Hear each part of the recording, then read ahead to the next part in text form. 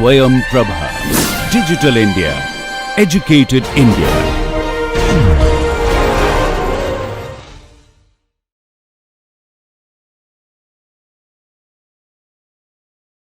Okay, so you can now take these definitions and go a little further. You can combine them in some sense. You can, so upper bound, there could be many, right? And you could consider the set of all upper bounds. So I take a set T and I consider the set of all upper bounds for T, okay?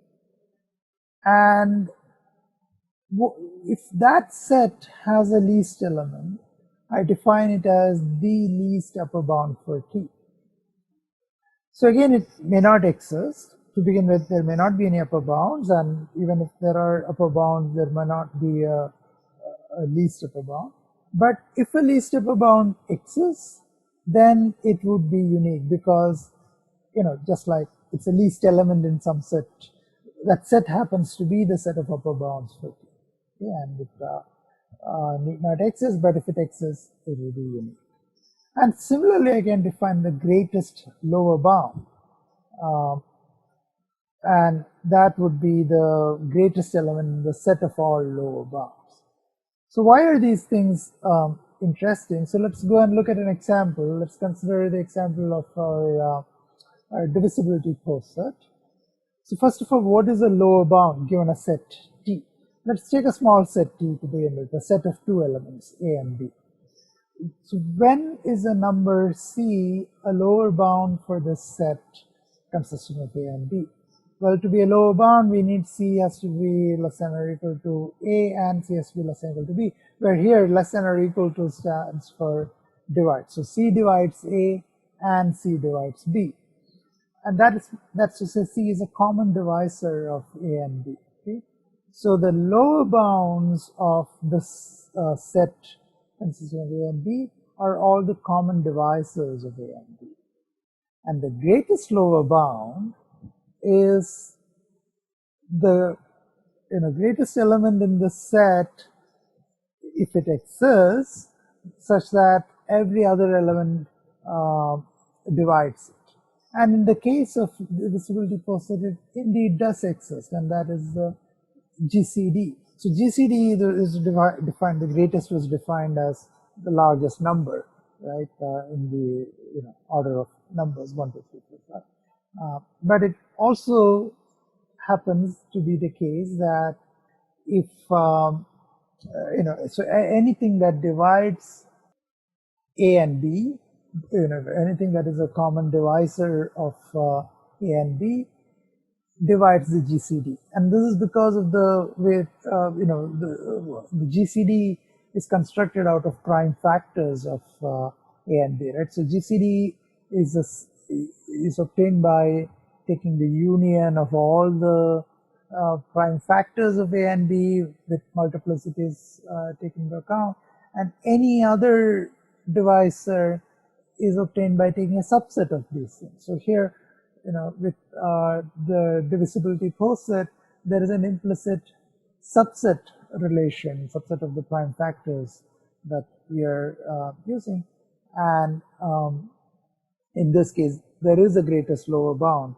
which corresponds to the intersection of all the elements, so all the prime factors of A and B. Okay, so this is something we should think over, and we'll develop further in the exercises. So the point is, the greatest lower bound roughly corresponds to, in the case of the subset relation, it would correspond to intersection. In the case of divisibility post set, it corresponds to the GCD. And similarly, you could look at upper bounds, and an upper bound for a set, again, consists of two elements A and B, would be a common multiple of A and B, and the least upper bound, again, would be the least common multiple. Okay? And you should think over this. These relations, these connections also extend if I consider a set with more than two numbers, so any number of sets, and the lower bound the greatest lower bound would be the GCD of all those numbers, and the least upper bound will be the LCM of all those numbers. Okay, so that's why these are interesting, and that's kind of show that these are interesting objects to look at, the greatest lower bound and the least upper bound. Okay, now moving on to, so we have been talking about partial orders, and as we said in the beginning, we use the term partial there to emphasize that it is not an order as you would intuitively expect. An order as you would intuitively expect is what's called a total order, or sometimes a linear order. Okay, so as in contrast with partial order, so in a total order, any pair of elements are comparable. So I can give you any two elements A and B, maybe even the same element, A equals B. In any case, either A is related to B or B is related to A, or both. A equals B, right? Another way to say this is you can take all the elements in your ground set and think of arranging them in a line, right, with all the edges, with A is less than or equal to B, then you put A to the left of B, somewhere in the line, maybe not right next to B, and then you can draw an edge from A to B. So here is an illustration, right? So here is say A, here is say B.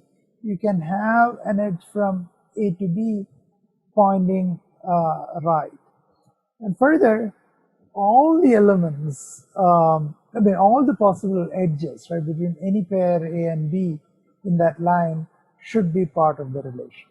Okay? So that's what a total order looks like. You put all the elements in a line, and then every possible edge from a left element, to some element that appears to its right should be present, in addition to all the self loops also.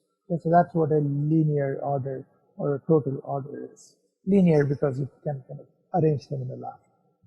And if you consider an example like the set of all integers with less than or equal to as the order, it is a total order, but it's not a finite set, and it's something you cannot, kind of put in a line like this. You'll have to have the line extending to infinity in both directions. However, if it's a finite set, then this means there is a unique maximal and minimal element. In a total order, there has to be a unique maximal and minimal element, because if you had two maximal elements, being a total order, there has to be a comparison between them. So one of them will be less than or equal to the other, and the other cannot be less than or equal to this one. So, and in this picture, it corresponds to the leftmost and the rightmost elements. And of course, if it were an infinite set, there won't be any leftmost and rightmost elements. Now, a very useful thing to do when you're given a poset or a partial order is to relate it to a total order, and that's called order extension. So somebody gives you a poset S and this relation here. You can define a new poset, which I'm calling P prime, with S and relation which I'm denoting using standard less than or equal to symbol. As follows, I would say that what I require from it is that, okay, first of all, I will define order extension between two posets, right? So for now, P prime is also just a poset, a partial order, may not be a total order. And I would say P prime is an extension of P if it's the case that whenever there is an edge here, there is an edge there also. So it's just a superset. So P prime is just a superset of P as subsets of S cross S. But it's also a poset. P and P prime are both posets. Then I use the word extension. Okay? And what order extension refers to is that I can actually extend a poset to another poset which happens to be a total order. Okay? So firstly, if I give you a finite poset, it's not hard to imagine that I can extend it to a total order. So this process of filling in the missing edges so that I respect that it's still a poset, while making adding every edge possible, that's called topological sorting. So you can show that such a thing exists. Whenever there is a poset, I can add more edges and make it into a total order. Okay, that's called topological sorting. This you can prove by induction on S. And again, the induction step will use the fact that the given poset has a minimal element. So I'll leave that as an exercise for you. How about infinite posets? Intuitively, you would think that yes, maybe given any poset, you should be able to just add in the missing edges while keeping it a poset until you have added in all the edges. But with infinite posets, that's not clear anymore. That you can do it. In fact, that is taken as an axiom, and that's called the order extension principle. You can prove that if you use another axiom called the axiom of choice, which is also considered a very reasonable axiom to have in your system.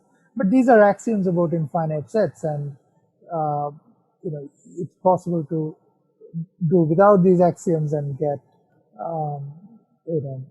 somewhat different, probably unintuitive systems.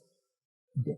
But for our purpose, you can take this as an axiom that whenever there is an infinite poset, there is a total order that extends this poset.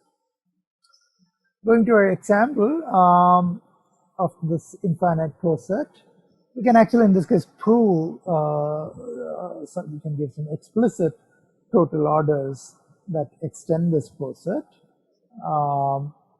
So one total ordering is just the actual standard less than or equal to relation, right? And the reason it is an extension is because if A divides B among positive integers, if A divides B, then A has to be less than or equal to B. Okay. But this is not the only total order that you can extend the divisibility poset to. Here is another example. It looks probably a little strange at first.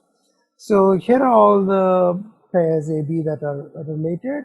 So either A is 1, so A is less than or equal to every element, and or both A and B are prime and A is less than or equal to B, or both A and B are composite, so they're not prime, they're product of two prime numbers at least, and A is less than or equal to B. So we are using the same less than or equal to, but only within the set of prime numbers or within the set of composite numbers. How about, so this is still not a total order, how do you compare a prime number and a composite number? Well, I just define it as, the prime number comes first before the composite number. So prime number is related to a composite number, but not vice versa. Okay? And I'll leave this for you as an exercise that this total order, first of all, that there is a total order and that it extends the divisibility poset. Okay. Continuing with partial orders, we talk about two new concepts, chains and anti-chains. So throughout this lecture, we'll assume we are given a poset S with some partial order, which I denote by the symbol, which I would refer to as less than or equal to. And in any such poset, you can define a notion of a chain. So a chain is simply a subset of the ground set, which has a property that for any two elements in that subset, they are comparable with each other. So either A less than or equal to B or B less than or equal to A. Okay. Another way to think of that is if you restrict this partial order to this subset C, what you get is a total order. Any two elements are comparable with each other.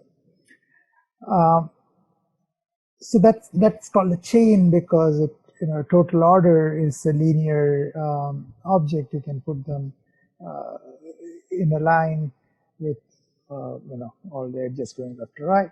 So that's what a chain is. Okay.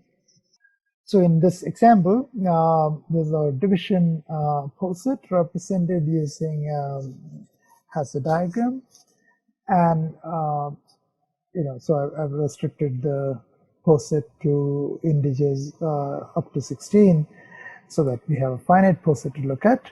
And chains are things like here 1, 2, 6, 12. That set of these 4 elements together is a chain, because here you would see edges between them, so that gives you a chain.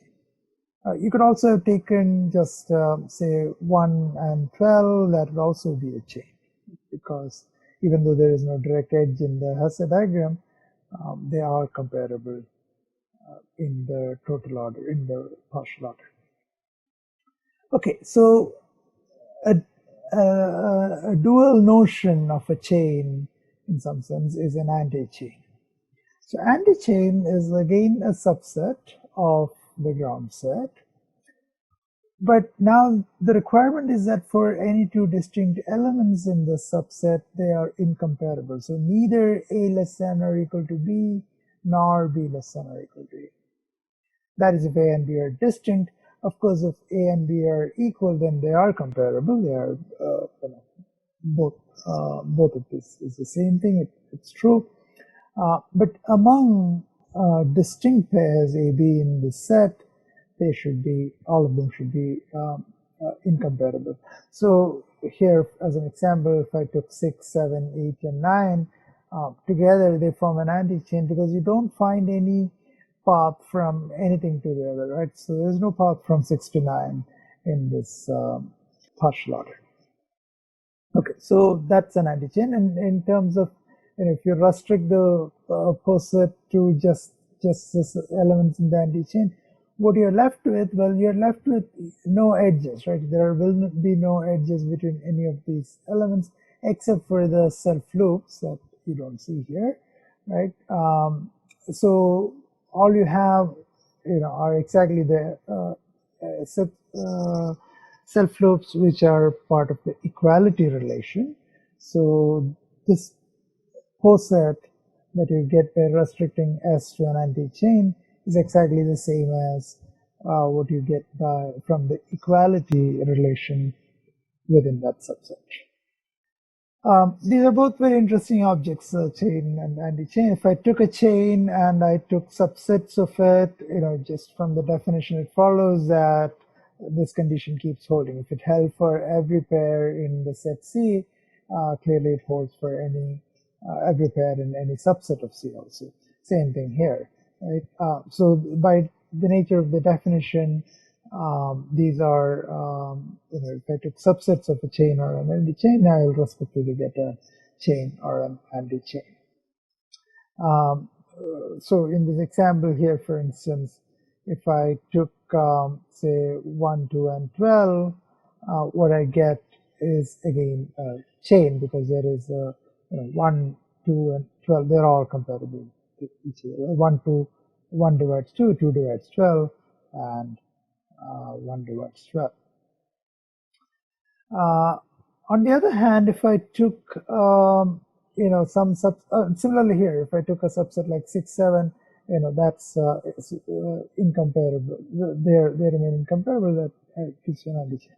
On the other hand, if I took a subset here, say 2, 6, and a subset here, say 6, 7, and put them together, say in this case to get the subset 2, 6, 7, it's neither a chain nor an anti-chain, because 2 and 6 are comparable, but say 6 and 7 are not. Okay, because 6 and 7 came from an anti-chain, 2 and 6 came from a chain. So you cannot have if you mix elements from a chain and an anti-chain together, you'll get something that is neither, except if you just took one element from each. So if I took an element 6, it belongs to both of them. Still, it is it's a chain and it is an anti-chain because it belongs to both of them, right? So this is a subset of 1, 2, 6, 12, and it is a subset of 6, 7, 8, 9. So it has to be both a chain and an anti-chain. On the other hand, if I took more than 2 elements, so if it had at least 2 elements from the anti-chain and 2 elements from the chain, then it stops being either. Okay. So this is a more general thing. I could take a singleton set, and it's always a chain and an anti-chain. These conditions are true. Here it's true vacuously because there are no elements of the form A not equal to B, and here the 1D element AB is when A equals B, and in that case this is true, right? So so a singleton is always a chain and an anti-chain. And further, if I took a chain C and an anti-chain A, they could be disjoint, but if they do intersect, the most they can intersect is at one element. So their intersection can be of size at most 1. And why is that? Because if there are 2 elements, by being in the chain, they're required to be comparable with each other, and by being in the anti-chain, they would require to be incompatible with each other. You cannot have it both ways.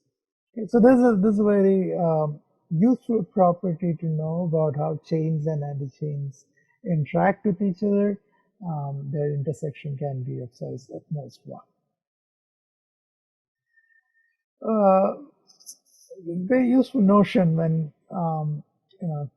studying a poset using chains is a notion of height.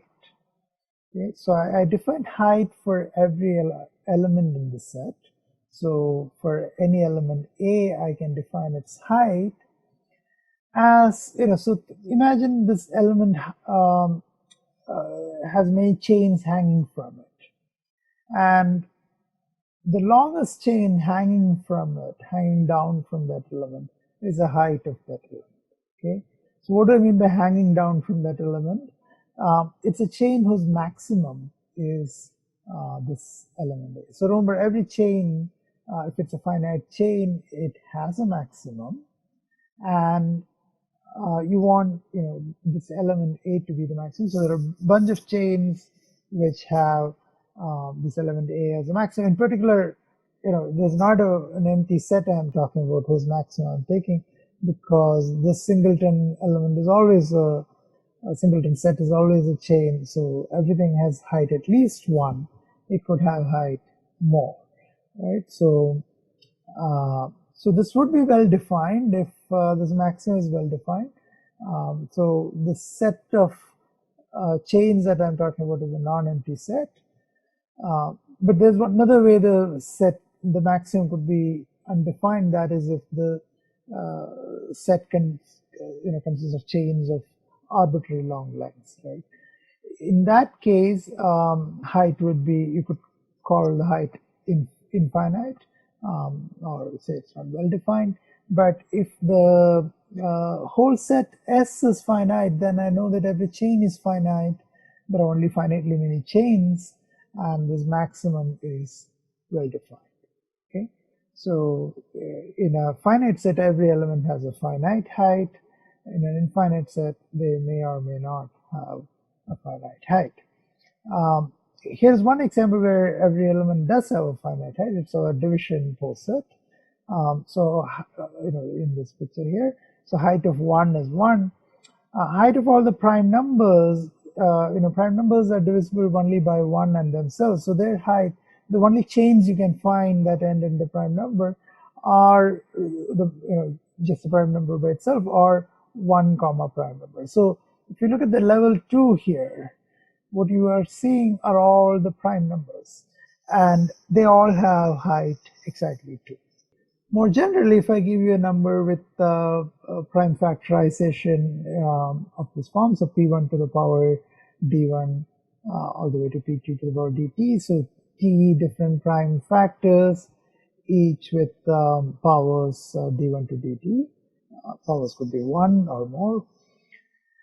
In this case, the height is simply the sum of all the powers plus 1. Okay, so if it is a 1, then the height is 1.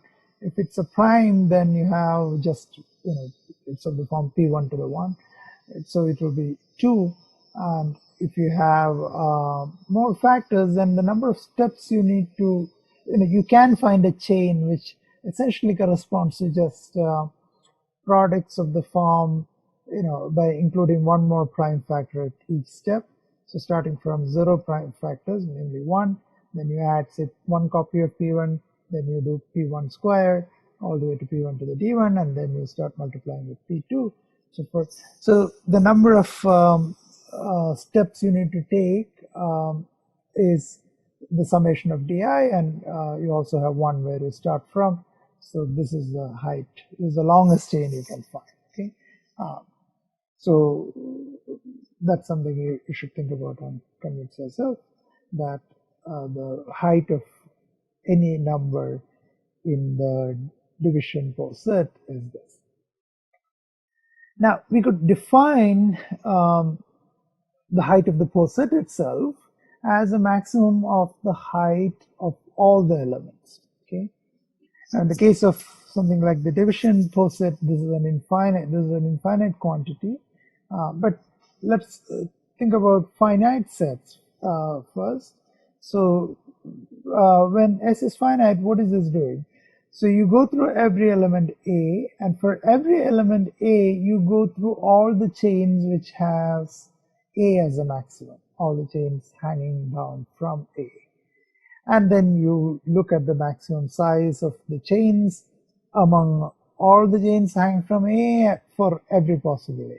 So this basically, I'm just looking at all the chains hanging down from any element, right? So all the chains in the poset, and I'm looking at the largest chain, the length of the longest chain.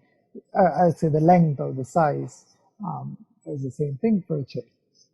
All right, so the height of the poset is the size of the largest chain, and that's true for finite, when this quantity is finite, when all the elements have finite height, then all the chains have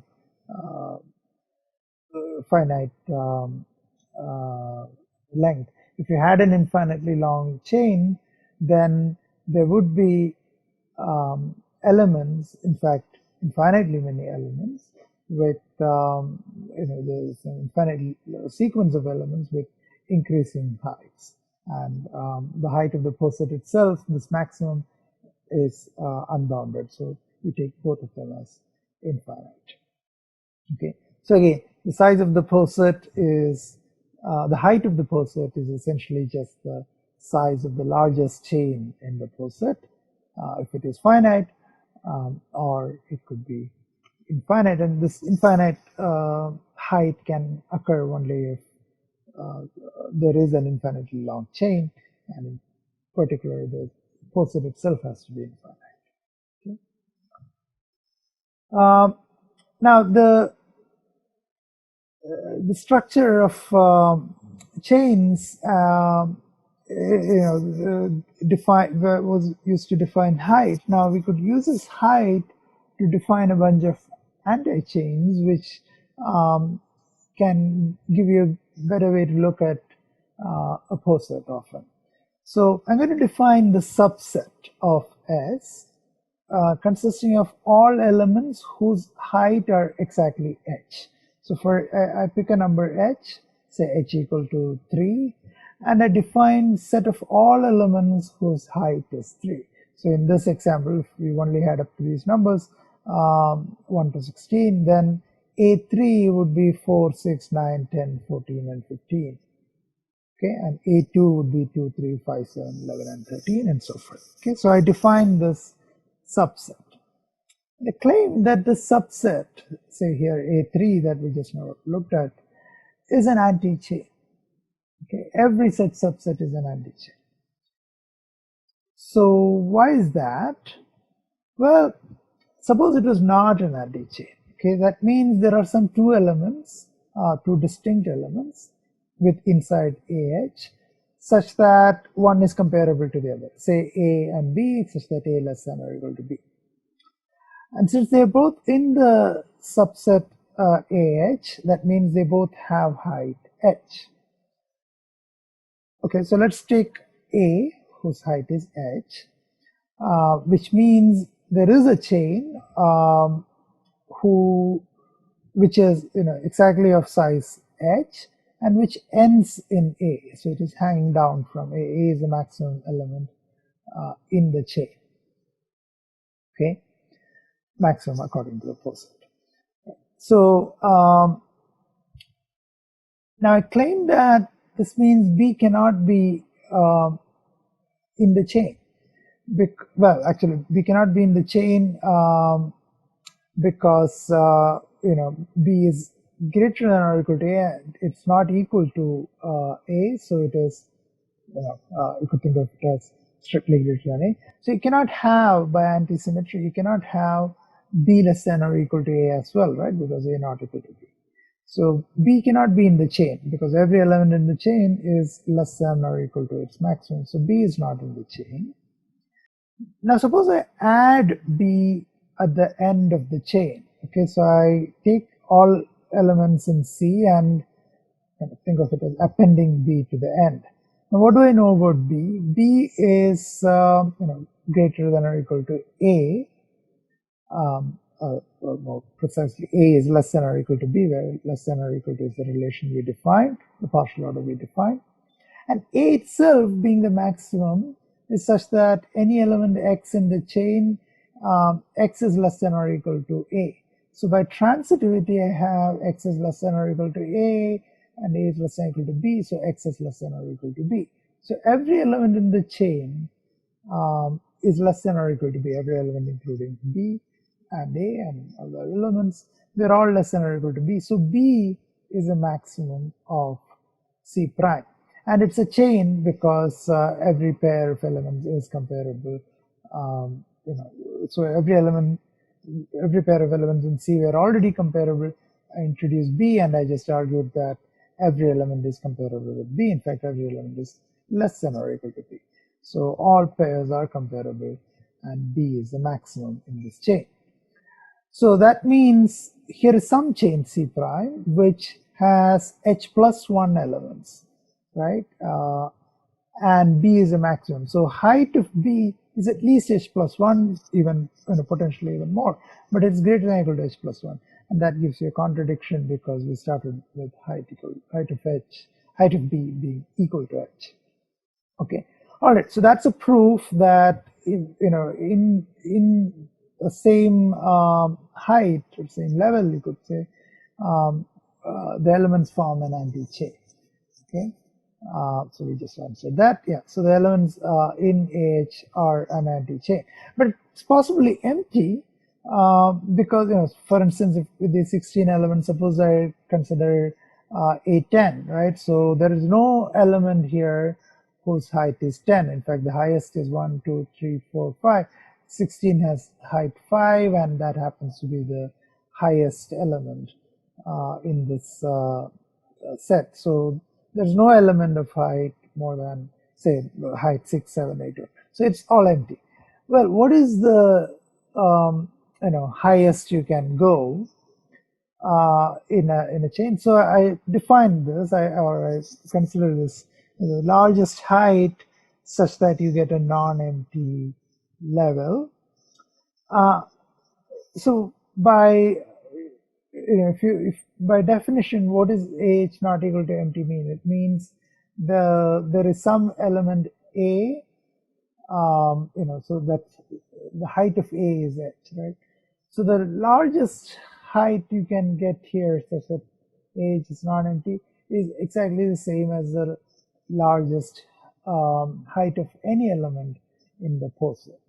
Okay, so that is by definition the height of the poset. We already argued that the height of the poset is just the size of the largest chain. If it's a finite poset, finite height, it's also possible that both these quantities are infinite. So if you consider the division poset for all positive integers, then this quantity is infinite. If you restricted yourself to say 16 here, then the height of the poset is 5, and that is also the length of the longest chain. In this case, this would be that chain. Another thing is that in a finite poset, every element has a finite height. We already said that. So every element appears in some AH. Okay, so that means the AHs, the non-empty AHs, together form a partition of the whole poset. Now, so that's, and the number of such AHs is at most this maximum number. The height is 1, 2, 3, and it doesn't go beyond this. So the, it's at most this quantity. But, maybe you could do better, right? Maybe you could find a partition of your set into, maybe not into these anti-chains, but into some other anti-chains, so that you have fewer anti-chains than what is needed here. And Mirsky's theorem says no.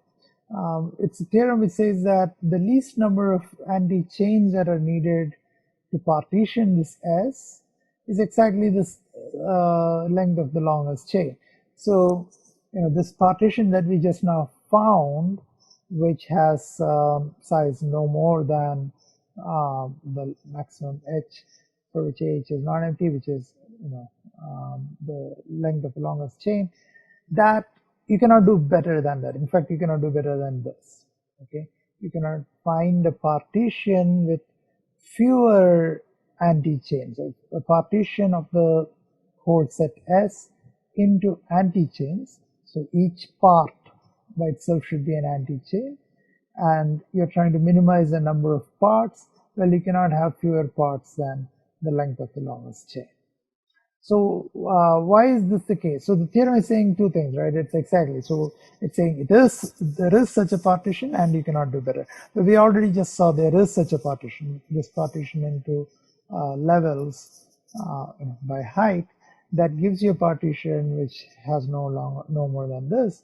And what is left to prove is that every partition, including that partition, has a number of parts at least the length of the longest chain. So that's the easier part to see. So take the longest chain,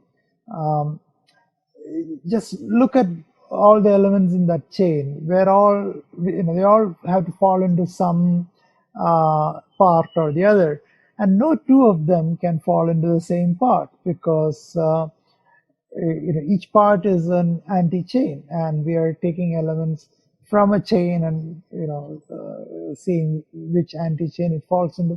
Two elements from the chain cannot fall into the same anti-chain. So you need to have at least as many anti-chains as the entire number of elements in the chain, right? So you need at least the size of C many parts in your partition. And if you look at the longest C, then that tells this the length of the longest chain. Okay, so and this is a useful way to look at partial order. So these levels, these anti-chains are interesting, and in particular for the division poset, the partition A1 is exactly the set of prime numbers, which is clearly an interesting set, and the other ones also, interesting levels. Now, and of course, this example is only for the division poset, but there's a statement that's more generally true for the subset posets or any poset, in fact, right? that you can partition it into anti-chains and try to understand the